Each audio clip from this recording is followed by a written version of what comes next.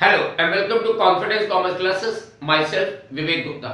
बच्चों हम लोग कंडक्ट कर रहे हैं sales of goods act and इस सेल्स ऑफ गुड्स एक्ट में आज हम लोग एक बहुत ही इंपॉर्टेंट क्वेश्चन बच्चों डिस्कस करेंगे जो कि होगा कंडीशन एंड वारंटी का। कंडीशन एंड वारंटी अगर आपका मीडियम हिंदी है तो इसे पढ़ते हैं शर्त एवं आश्वासन। बच्चों ये जो क्वेश्चन है हमारे एग्जाम में 20 मार्क्स में आता है, तो ये बहुत ही इंपॉर्टेंट क्वेश्चन है जिसको हम डिस्कस करने जा रहे हैं।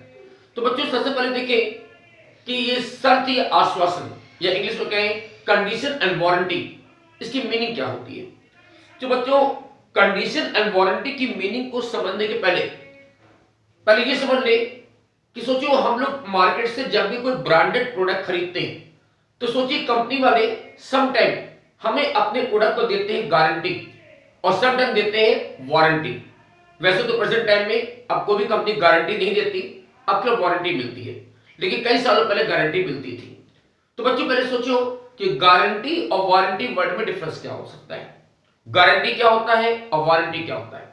तो आप समझते होंगे कि गारंटी का मतलब क्या होता है कि अगर गारंटी पीरियड में प्रोडक्ट में कोई डिफेक्ट निकल जाता है तो आप उस प्रोडक्ट को रिटर्न कर सकते हैं, उसको रिप्लेस कर सकते हैं, एक्सचेंज कर सकते हैं, या अगर प्रोडक्ट बिल्कुल पसंद नहीं आता तो आप अपने गुड्स को रिटर्न करके अपना पैसा भी वापस ले सकते हो गारंटी वाले केस में। जबकि वारंटी केस में क्या होता है कि अगर प्रोडक्ट में कोई डिफेक्ट निकलता है तो केवल आप डैमेजेस के लिए क्लेम कर सकते हैं, बट किसी भी स्थिति में आप गुड्स को एक्सचेंज नहीं कर सकते या गुड्स को रिटर्न नहीं कर सकते हो। यही होता है ना। तो अब हम समझेंगे कि कंडीशन ऑफ वारंटी क्या होता है। तो जो मीनिंग अभी हमने गारंटी और वारंटी की बताई है लगभग same meaning condition of warranty के लिए भी होती है। बच्चों नॉर्मली जब भी कोई सेल कॉन्ट्रैक्ट होता है तो सेल कॉन्ट्रैक्ट करते टाइम कुछ कंडीशन लगाई जाती है। अब ये जो भी कंडीशन लगाई जाती है इन सारी कंडीशन की इंपॉर्टेंस सेम जैसी नहीं होती।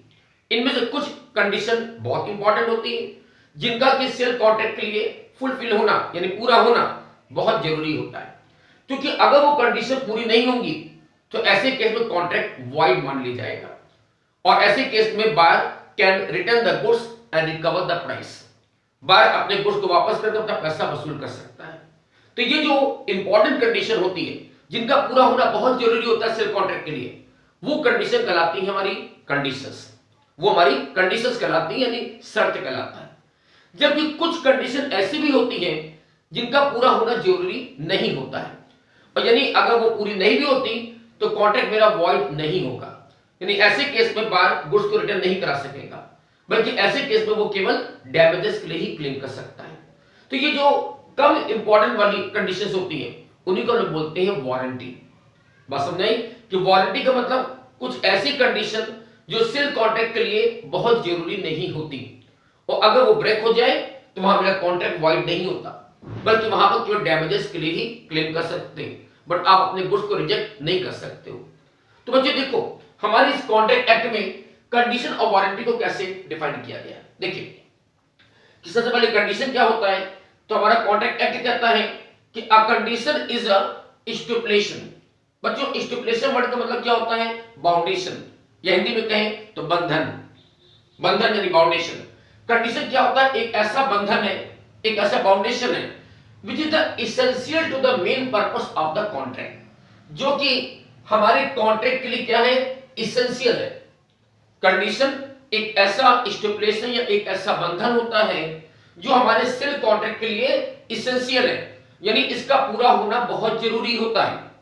और अगर if the breach of which give the rights to treat the contract as void, यानी अगर ये कंडीशन ब्रेक हो जाए, ये कंडीशन टूट जाए तो क्या होगा, हमारा कॉन्ट्रैक्ट वॉइड हो जाएगा। तो बच्चों कंडीशन एक ऐसा स्टिपुलेशन या एक ऐसा बंधन होता है जिसका पूरा होना बहुत जरूरी है, जो हमारे सेल कॉन्ट्रैक्ट के लिए इज वेरी इसेंशियल, क्योंकि अगर कंडीशन ब्रेक हो जाएगी तो ऐसे केस में कॉन्ट्रैक्ट वॉइड हो जाएगा और buyer can return the goods and recover the price. Buyer अपने गुड्स को रिटर्न कर सकता है और अपना पैसा वसूल कर सकता है, कॉन्ट्रैक्ट हमारा वॉइड हो जाएगा। ठीक है। जबकि वारंटी मींस क्या होता है कि warranty is a stipulation, warranty भी एक स्टिपुलेशन यानी एक बंधन होती है, but it is a collateral to the main purpose of the contract. यानी ये सेल कॉन्ट्रैक्ट के लिए बहुत जरूरी नहीं है, बल्कि क्या है, कोलेटरल है। बच्चों कोलेटरल वर्ड का मतलब क्या होता है कि ये सहायक है, असिस्ट करती है, बट ये एसेंशियल नहीं है। तो वारंटी एक ऐसा स्टिपुलेशन होता है जो कॉन्ट्रैक्ट के लिए केवल एक कोलेटरल होता है, सहायक होता है, असिस्ट करता है, but it is not essential. Okay, the breach of which gives right to a claim for damages. यानी अगर वारंटी ब्रेक हो जाए तो ऐसे केस में आप डैमेजेस के लिए क्लेम कर सकते हैं। यानी जितने का लॉस हुआ उस लॉस के लिए आप क्लेम कर सकते हैं, but not a right to reject the goods. आप गुड्स को रिजेक्ट नहीं कर सकते हो, गुड्स को आप रिटर्न नहीं करा सकते, and the treat the contract as void, और नहीं कॉन्ट्रैक्ट को आप वॉइड डिक्लेयर कर सकते हैं।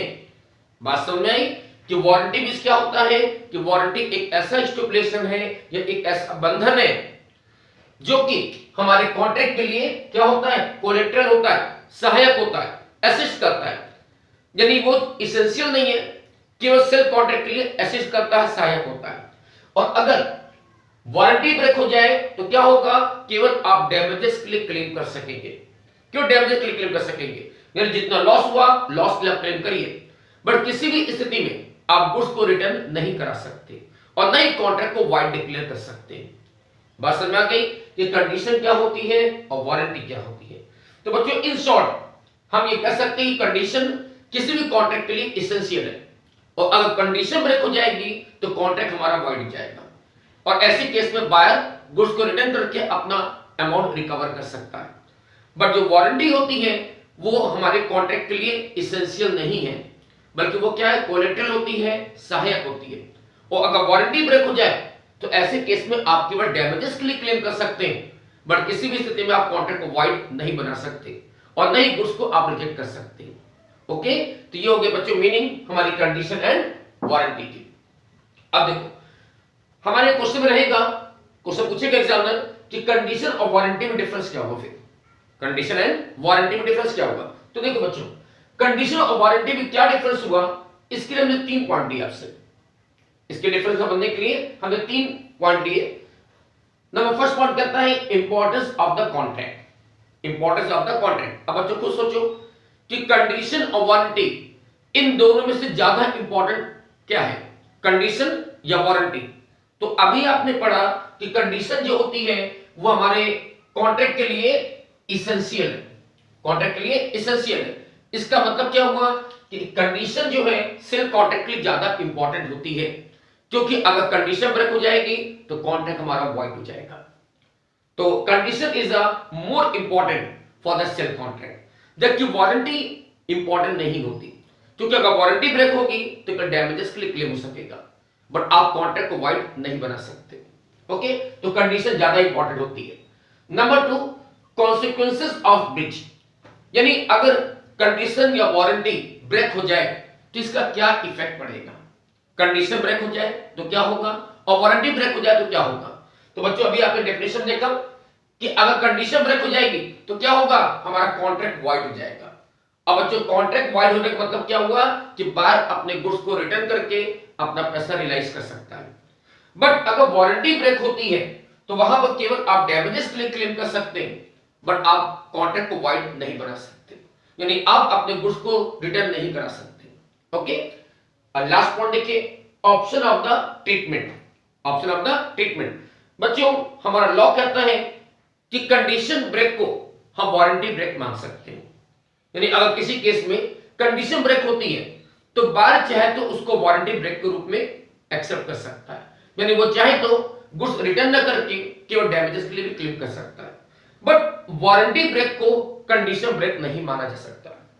दैट मीन बच्चों शॉर्ट समझो कि कंडीशन को वारंटी माना जा सकता है, बट इन अपोजिट वारंटी को कंडीशन नहीं माना जा सकता। अगर कंडीशन ब्रेक होगी तो आप चाहो तो गुड्स को रिटर्न कर लो, नहीं तो चाहो तो डैमेजेस के लिए क्लेम ले सकते हो। बट अगर वारंटी ब्रेक होती है तो वहां पर केवल आप डैमेजेस के लिए ही क्लेम कर सकते हैं, आप गुड्स को रिटर्न नहीं बना सकते। ओके, तो कंडीशन ब्रेक को वारंटी ब्रेक माना जा सकता है, बट वारंटी ब्रेक को कंडीशन ब्रेक नहीं माना जा सकता। ओके, तो ये था हमारा difference between the condition and warranty. Yes बच्चों, अब इस टॉपिक में एक इंपॉर्टेंट पॉइंट आता है इंप्लाइड कंडीशंस का, इंप्लाइड कंडीशंस का, जिसे हम हिंदी बोलते हैं गर्भित शर्तें। जहां पर एग्जाम में बच्चों आपसे ये पूछेगा कि discuss the various types of implied condition in the sale contract, कि एक सेल कॉन्ट्रैक्ट में अलग अलग टाइप की, डिफरेंट टाइप की इंप्लाइड कंडीशन कौन कौन सी होती है। तो बच्चों पहले ये देखें कि इंप्लाइड कंडीशन मींस होता क्या है। इंप्लाइड कंडीशन मींस क्या होता है, तो इसे बोलते हैं गर्भित शर्तें। अब बच्चों गर्भित वर्ड का मींस होता है छिपा होना, यानी हिडन। तो इंप्लाइड कंडीशन का मतलब क्या हुआ कि ऐसी कंडीशन जो किसी सेल कॉन्ट्रैक्ट के टाइम एक्सप्रेस नहीं की जाती, यानी ये वो कंडीशन होती है जो बतलाई नहीं जाती बल्कि एज्यूम किया जाता है कि अगर कोई सेल कॉन्ट्रैक्ट हो रहा है तो उसमें ये कंडीशन पूरी की जा रही होगी। यानी ये वो कंडीशन है जिसे कोई सेलर या बायर बताता नहीं है, इसे ओरली या रिटन फॉर्म में एक्सप्रेस नहीं किया जाता है बल्कि ये एज्यूम्ड कंडीशंस होती है। सेल कॉन्ट्रैक्ट करते टाइम हम ये बात एज्यूम करते हैं कि ये कंडीशन पूरी हो रही है।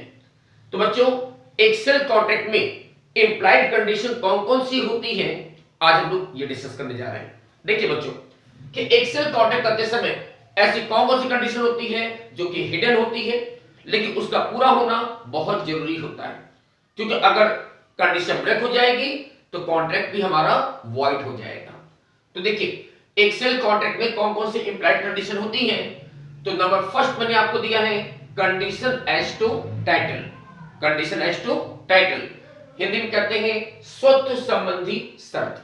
असमझना बच्चों, कंडीशन एज टू टाइटल ये कहता है कि जब भी कोई बायर किसी शॉपकीपर से यानी दुकानदार से कोई गुड्स परचेज करता है तो वो ये बात एज्यूम करके चल सकता है कि जो शॉपकीपर उसे गुड्स सेल कर रहा है he is the owner of the goods and he has the right to sell the goods.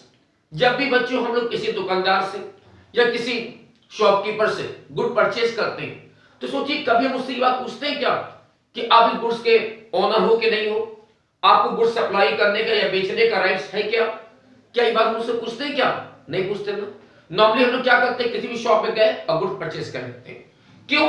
क्योंकि हम लोग ये बात एज्यूम करते हैं कि जो व्यक्ति शॉप में बैठा है he is the owner of the goods और उसे गुड्स को सेल करने का पूरा राइट्स है और इसके बारे में हमको अलग से कोई क्वेरी करने की जरूरत नहीं होती, क्योंकि हम ये बात एज्यूम करते हैं कि he is the owner of goods and he has right to sell the goods.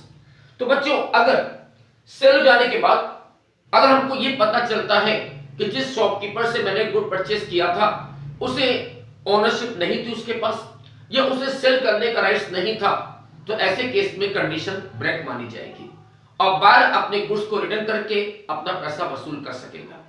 Okay, तो बच्चों किसी भी सेल कॉन्ट्रैक्ट में ये इंप्लाइड कंडीशन होती है कि अगर बायर किसी शॉपकीपर से गुड्स खरीदता है तो वो ये बात एज्यूम करके चल सकता है कि शॉपकीपर गुड्स का ओनर है और उसे गुड्स बेचने का पूरा राइट्स है।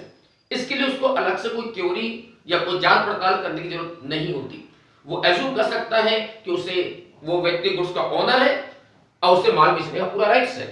और अगर ऐसा बाद में पता चलता है ऐसा नहीं हो रहा है तो फिर कॉन्ट्रैक्ट वॉइड हो जाएगा। अब बायर अपने गुड्स को रिटर्न करके अपना अमाउंट रिकवरी कर सकता है।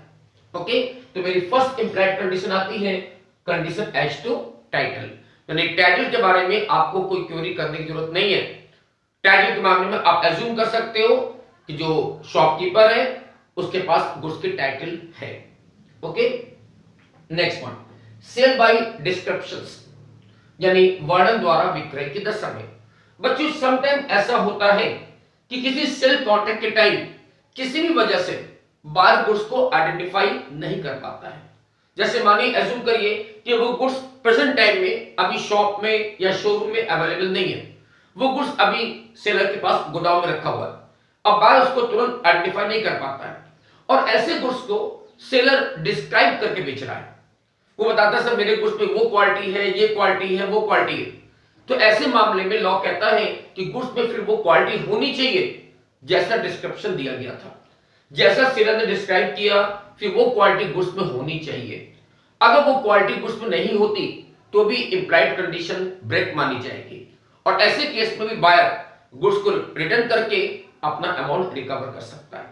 तो बच्चों अगर किसी सेल कॉन्ट्रैक्ट में बायर ने गुड्स को आइडेंटिफाई नहीं किया है या आइडेंटिफाई नहीं कर पाया है और ऐसे गुड्स को केवल डिस्क्राइब करके बेचा गया है, तो वहां पर ये इंप्लाइड कंडीशन होती है कि गुड्स में वो क्वालिटी होना चाहिए जैसा कि सेलर ने डिस्क्राइब किया था। अगर डिस्क्रिप्शन के अकॉर्डिंग क्वालिटी नहीं होती है तो गुड्स रिजेक्ट किया जा सकता है और बायर अपने गुड्स को रिटर्न करके अपना पैसा रिकवर कर सकता है। ओके, नेक्स्ट पॉइंट देखिए, sale by sample as well as by descriptions, यानी नमूने एवं वर्णन द्वारा विक्रय की दशा में। बच्चों, अगर मानिए किसी गुड्स का पहले सैंपल दिखाया गया और उसके बाद सेलर ने उसको डिस्क्राइब भी किया है, तो यहां पर लॉ कहता है तो फिर गुड्स में वो क्वालिटी होना चाहिए जैसा डिस्क्राइब किया गया था और साथ में जैसा सैंपल दिखाया गया था वो क्वालिटी भी होना चाहिए। तो अगर किसी गुड्स को पहले सैंपल दिखाया गया और बाद में सेलर ने उसको डिस्क्राइब भी किया, तो हमारे गुड्स की क्वालिटी सैंपल और डिस्क्रिप्शन दोनों से मेल खानी चाहिए, यानी वो गुड्स सैंपल के अकॉर्डिंग भी होना चाहिए और जैसा डिस्क्रिप्शन दिया गया था उसके अकॉर्डिंग भी होना चाहिए। और अगर ऐसा नहीं होगा तो भी वो कॉन्ट्रैक्ट वॉइड हो जाएगा और बायर अपने गुड्स को रिटर्न करके अपना अमाउंट रिकवरी कर सकता है। ओके, तो ये था sale by sample as well as by descriptions. Okay, next number 4 implied condition आती है कंडीशन एज टू क्वालिटी और फिटनेस। बच्चों, ये बहुत इंपॉर्टेंट पॉइंट है, कंडीशन एज टू क्वालिटी और फिटनेस, यानी माल की किस्म एवं उपयुक्तता के दशा में। समझना बच्चों, कभी कभी समटाइम ऐसा होता है कि गुड्स कुछ टेक्निकल नेचर का होता है जिससे कि बायर ऑन स्पॉट उसकी टेस्टिंग या एग्जामिन नहीं कर सकता है। कभी कभी बच्चों हम लोग कोई मशीन खरीदते हैं या कोई भी टेक्निकल इक्विपमेंट परचेस करते हैं तो उसे हम लोग ऑन स्पॉट टेस्टिंग या एग्जामिन नहीं कर पाते हैं। तो ऐसे केस में लॉ ये कहता है कि गुड्स अगर टेक्निकल नेचर का है और जिसे on spot testing examine buyer नहीं कर सकता है, तो ऐसे केस में अगर बायर ने अपना पर्पस बता करके गुड्स को परचेस किया है, अब वो गुड्स की वो सेलर की स्किल और जजमेंट में पूरा ट्रस्ट कर रहा है, यानी वो सेलर पर पूरा विश्वास करते हुए गुड्स को खरीद रहा है, तो ऐसे केस में ये सेलर की ड्यूटी बन जाती है कि वो बायर को ऐसा प्रोडक्ट प्रोवाइड करेगा जो उसके पर्पस के अकॉर्डिंग सूटेबल होना चाहिए। अगर वो गुड्स बायर के लिए सूटेबल नहीं होता है तो ये इंप्लाइड कंडीशन ब्रेक मानी जाएगी। अब वहां पर भी बायर के पास ये राइट्स होगा कि गुड्स को रिटर्न करके अपना अमाउंट रिकवरी कर सकता है। बट बच्चों, यहां पर 3 शर्तें पूरी होनी चाहिए, 3 बातें पूरी होनी चाहिए। पहली बात कि गुड्स टेक्निकल नेचर का है और बायर उसको ऑन स्पॉट टेस्टिंग एग्जामिन नहीं कर सका है और बायर ने अपना पर्पस बता करके गुड्स को परचेस किया है। नंबर 2 पॉइंट कि नॉर्मली सेलर इस टाइप के गुड्स का बिजनेस करता है, नॉर्मली वो सेलर इसी टाइप के गुड्स को बेचता है। और नंबर 3 कि बायर ने सेलर की स्किल और जजमेंट पर ट्रस्ट करते हुए ये गुड्स को परचेस किया है। तो ऐसे केस में गुड्स में वो क्वालिटी होनी चाहिए जैसा जो कि बायर को सेटिस्फाइड कर सके। अगर ऐसा गुड्स सूटेबल नहीं निकलता है तो वो कंडीशन ब्रेक मानी जाएगी और ऐसे केस में बायर अपने गुड्स को रिटर्न करके अपना अमाउंट रिकवरी कर सकता है। Okay, next point condition as to merchantability. बच्चों, मर्चेंटेबिलिटी वर्ड का मींस क्या होता है कि ऐसा माल जो बायर परचेस कर रहा है वो माल मार्केट में बिकने योग्य होना चाहिए। बच्चों, मानो अगर किसी प्रोडक्ट की क्वालिटी इतनी खराब हो जाती है या इतनी खराब होती है जिसको बायर किसी भी तरीके से किसी भी एंगल से यूज नहीं कर सकता है, तो हम ये मानते हैं कि वो गुड्स मर्चेंटेबल नहीं है। तो मर्चेंटेबल वर्ड का मींस क्या हुआ कि ऐसा गुड्स मार्केट में बिकने योग्य होना चाहिए। तो अगर किसी गुड्स की क्वालिटी बच्चों बहुत ही खराब होती है जिसको आप किसी भी तरीके से यूज नहीं कर सकते, तो हम ये मानेंगे कि वो गुड्स मर्चेंटेबल नहीं है और ऐसे केस में भी कंडीशन ब्रेक मानी जाएगी और buyer can return the goods and recover the price. Okay, next and last point sale by sample. Sale by sample यानी अगर किसी गुड्स को सेलर ने सैंपल दिखा के सेल कर रहा है तो ऐसे केस में बायर ये बात एज्यूम कर सकता है कि जो गुड्स उसे मिलेगा वो सैंपल के अकॉर्डिंग ही मिलेगा, जैसा सैंपल दिखाया गया था उसकी उसी तरीके का उसी क्वालिटी का गुड्स हमें रिसीव होगा। इसके लिए उसको सेलर से दोबारा कहने की जरूरत नहीं है कि सैंपल वाला गुड्स ही भेजिएगा, हमें उसको कहने की जरूरत नहीं है। अगर मैं बायर हूं और सेलर ने मुझे सैंपल दिखाया है और उसके बाद मैंने ऑर्डर दिया है तो मैं ये बात एज्यूम कर सकता हूं कि ऑर्डर में जो माल आएगा उसकी क्वालिटी वही रहेगी जैसा हमको सैंपल दिखाया गया था। अगर सैंपल के अकॉर्डिंग गुड्स नहीं मिलता है तो भी हम अपने गुड्स को रिटर्न करके अपना पैसा रिकवरी कर सकते हैं। ओके बच्चों, तो ये थी हमारी इंप्लाइड कंडीशंस। तो बच्चों इंप्लाइड कंडीशन मींस क्या हुआ कि वो कंडीशन जो कि एक्सप्रेस नहीं की जाती, जो ओरली या रिटन फॉर्म में हम बताते नहीं है, बल्कि ये वो कंडीशन होती है जो एज्यूम्ड की जाती है। तो सेल्फ कॉन्ट्रैक्ट करते समय हम इन कंडीशन को एज्यूम करते हैं और ये एज्यूम करते कि कंडीशन पूरी हो रही है। देखिए याद रखना बच्चों, ये कंडीशन कॉन्ट्रैक्ट के लिए बहुत इंपॉर्टेंट होती है। तो अगर कंडीशन ब्रेक हो जाएगी तो कॉन्ट्रैक्ट हमारा वॉइड हो जाएगा। अब बायर अपने गुड्स को रिटर्न करके अपने अमाउंट रिकवरी कर सकता है। ओके, तो ये थी बच्चों इंप्लाइड कंडीशंस। अब इसके साथ ही हमारा ये टॉपिक भी यहां से कंप्लीट हो गया, कंडीशन एंड वारंटी का। बट ये क्वेश्चन आप लोग बहुत ध्यान से अच्छी तरह पढ़ेंगे क्योंकि ये क्वेश्चन हमारे एग्जाम में 20 मार्क्स में बहुत ज्यादा आता है। ओके, तो बच्चों हम यहां पर अपने टॉपिक को क्लोज कर रहे हैं। So good day, thank you and bye bye.